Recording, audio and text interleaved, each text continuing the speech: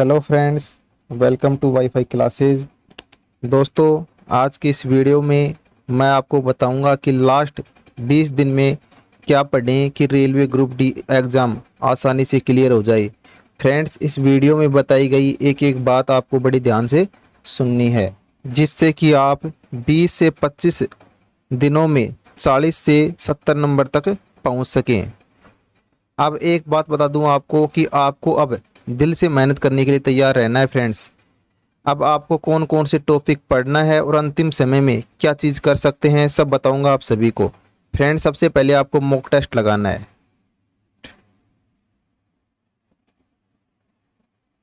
और mock test में कभी भी आपको 100 क्वेश्चन अटेम्प्ट नहीं करने,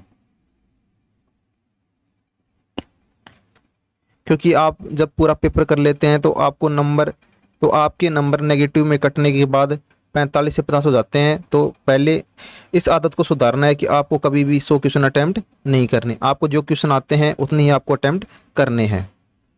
स्टार्टिंग में आपके मॉक टेस्ट में 40 से 45 नंबर बनेंगे, लेकिन धीरे धीरे फ्रेंड्स आप धीरे धीरे ये करते रहेंगे तो आपके जो नंबर हैं वो धीरे धीरे ग्रो होते जाएंगे। तो सबसे पहले आपको इसी स्टेप को फॉलो करना है, क्योंकि फ्रेंड्स मॉक टेस्ट में कोई नौकरी तो मिलती है नहीं, केवल आपको यह एनालिसिस होता है कि आप इस पेपर के अंदर कितने क्वेश्चन कर पा रहे हैं। इसके बाद फ्रेंड्स सेकंड स्टेप है, इसमें जो आपका ग्रुप डी एग्ज़ाम होगा उसमें 4 सब्जेक्ट आने वाले हैं। तो सबसे पहले बात कर लेते हैं वो 4 सब्जेक्ट कौन कौन से हैं। फ्रेंड्स, पहला पोर्शन होगा मैथ का। ठीक है फ्रेंड्स, तो मैथ 25 क्वेश्चन। इसके बाद सेकंड जो होगा वो होगा रीजनिंग। रीजनिंग से आपको 30 क्वेश्चन आने वाले हैं। इसके बाद नेक्स्ट होगा जीके। तो फ्रेंड्स जीके से आपको 20 क्वेश्चन आने वाले हैं। इसके बाद नेक्स्ट होगा जीएस यानी जनरल साइंस। यहाँ से फ्रेंड्स आपको 25 क्वेश्चन मिलने वाले हैं।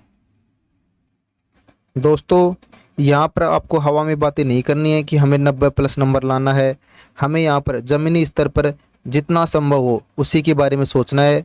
तो फ्रेंड्स मैथ में बात करते हैं। तो फ्रेंड्स मैथ के अंदर चाहे आप कितने भी कमज़ोर क्यों ना हो, आपको वो टॉपिक आसान टॉपिक हैं और उसी को तैयार करके आप मैथ के अंदर 16 से 17 नंबर आसानी से ला सकते हैं।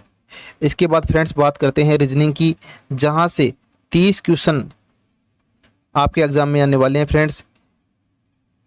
इसके अलावा रीजनिंग ऐसा सब्जेक्ट है जहाँ से अच्छे से एक बार पढ़ लिया जाए और अच्छे से एक बार तैयार कर लिया जाए तो कमज़ोर से कमज़ोर स्टूडेंट भी आसानी से 20 से 25 नंबर ला सकता है, और ये संभव है जो मैं आपको बताऊंगा।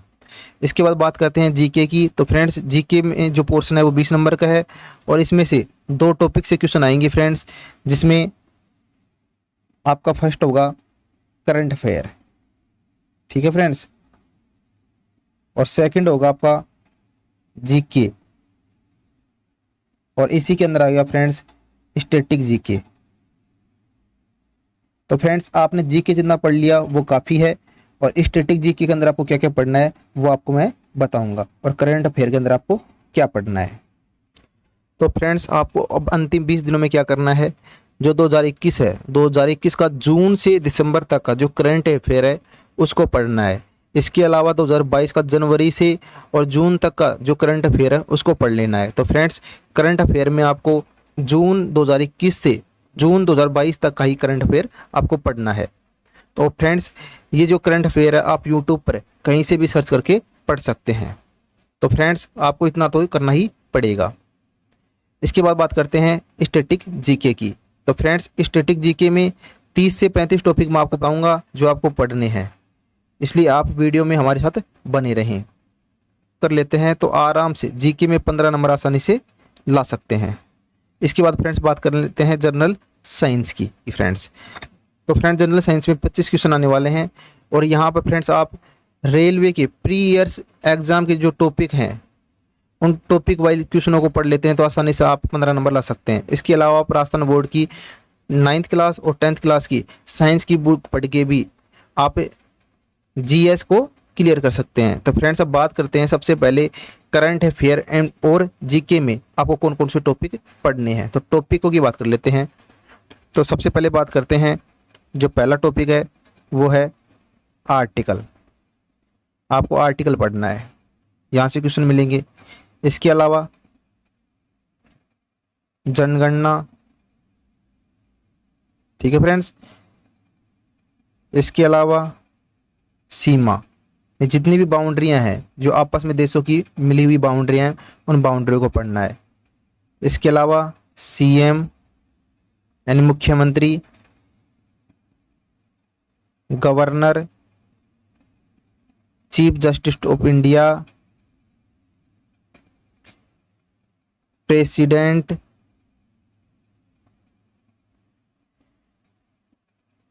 राज्यसभा,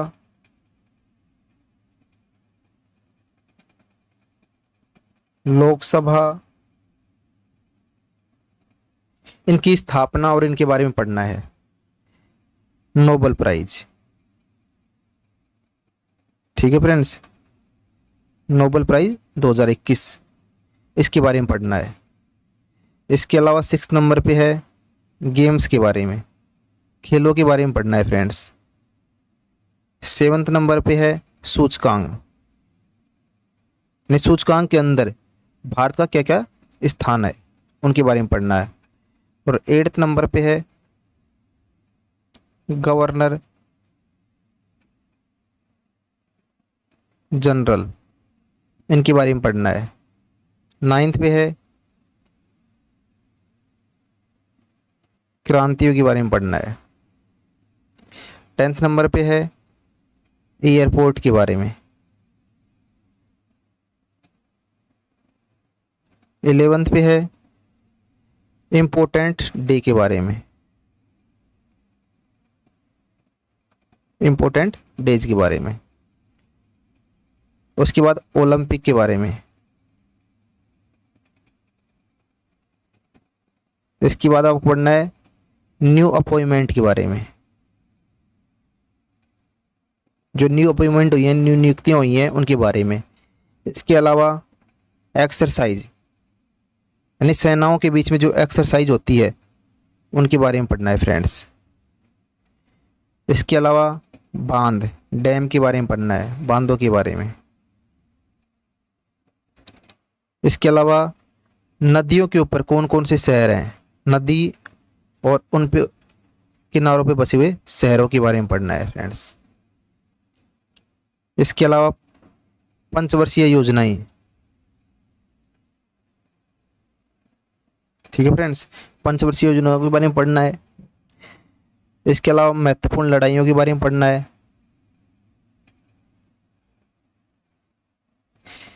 इसके अलावा राष्ट्रीय उद्यान,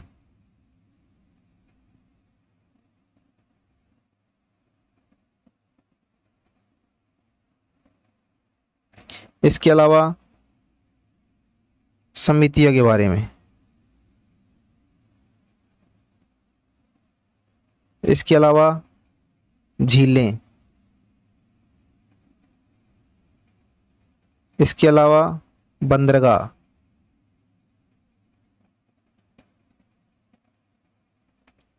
इसके अलावा विभिन्न देशों के संसदों के क्या क्या नाम है। इसके अलावा जो हवाएं हैं, अलग अलग देशों में ठंडी हवाएं, गर्म हवाएं, उनको किस किस नाम से जाना जाता है। इसके अलावा समाचार पत्र, समाचार पत्रों के बारे में पढ़ना है। इसके अलावा बुकों के बारे में, यानी को लिखने वाले लेखक और बुक कौन कौन सी है, उनके बारे में पढ़ना है। इसके अलावा यूनाइटेड नेशन यानी संयुक्त राष्ट्र के बारे में पढ़ना है। इसके अलावा कांग्रेस के बारे में, कांग्रेस की स्थापना, इनके अध्यक्ष। इसके अलावा रामसर साइट के बारे में पढ़ना है फ्रेंड्स, रामसर साइट से। इसके अलावा संविधान संशोधन, संविधान के अंदर जितने भी संशोधन हुए हैं उनके बारे में पढ़ना है। इसके अलावा बजट के बारे में, और इसके अलावा हेरिटेज साइट यानी विश्व विरासत स्थल के बारे में, विश्व विरासत स्थल के बारे में पढ़ना है। ये टॉपिक आपको पढ़ने हैं और YouTube पर ये टॉपिक आप सर्च करके पढ़ सकते हैं। तो आपको इतना 20 दिन के अंदर इतना तो करना ही हो पड़ेगा फ्रेंड्स। इसके बाद बात करते हैं रीजनिंग की। ठीक है फ्रेंड्स, इसकी बात करते हैं रीजनिंग की।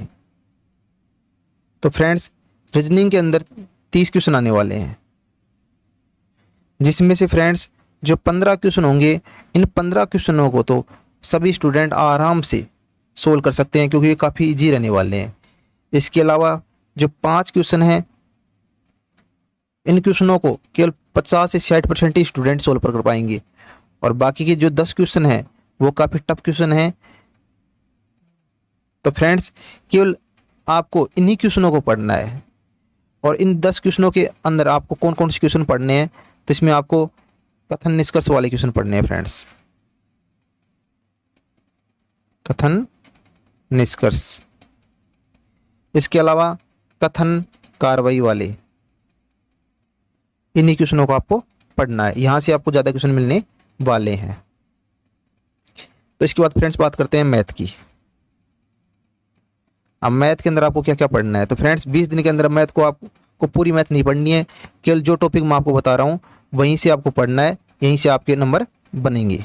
तो फ्रेंड्स सबसे पहले बात करते हैं 1 नंबर पे संख्या पद्धति।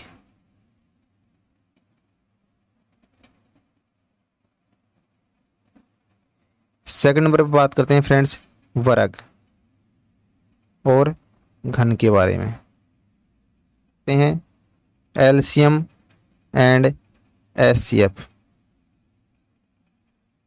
फोर्थ नंबर पे बात करते हैं करनी। फिफ्थ नंबर पे बात करते हैं बोर्ड मास। सिक्स नंबर पे बात करते हैं दशमलव। इसके अलावा इसमें भिन्न। सेवंथ नंबर पे बात कर लेते हैं सिंप्लीफिकेशन यानी सरलीकरण वाले क्वेश्चन। ठीक है फ्रेंड्स। और 8 नंबर पे बात करते हैं समय और कार्य। 9th नंबर पे बात करते हैं प्रॉफिट लॉस, लाभ और हानि। इसके अलावा 10th नंबर पे बात करते हैं परसेंट। 11th नंबर पे बात करते हैं अनुपात और समानुपात के बारे में।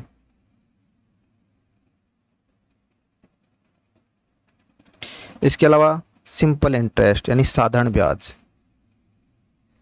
और कंपाउंड इंटरेस्ट यानी चक्रवर्ती ब्याज। तो फ्रेंड्स इस टॉपिक को आपको सही ढंग से पढ़ना है।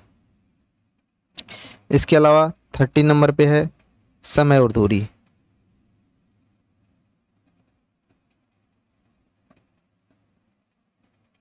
14 नंबर पे है फ्रेंड्स एवरेज, औसत वाले क्वेश्चनों को देखना आपको। बहुलक, समांतर माध्य,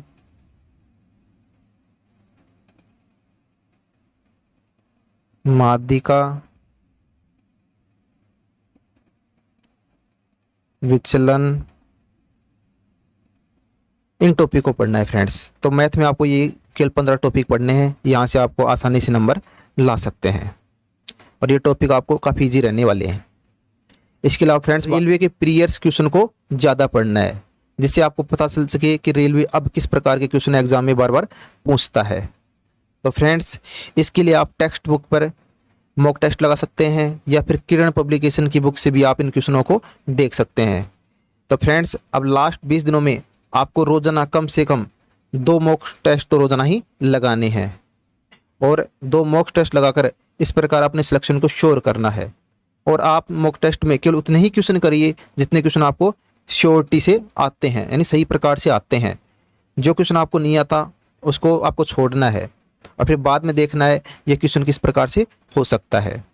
इस प्रकार हमारे द्वारा बताई गई बातों पर अमल करके आप 20 दिनों के अंदर 75 प्लस नंबर आप ला सकते हैं फ्रेंड्स। और इस प्रकार ग्रुप डी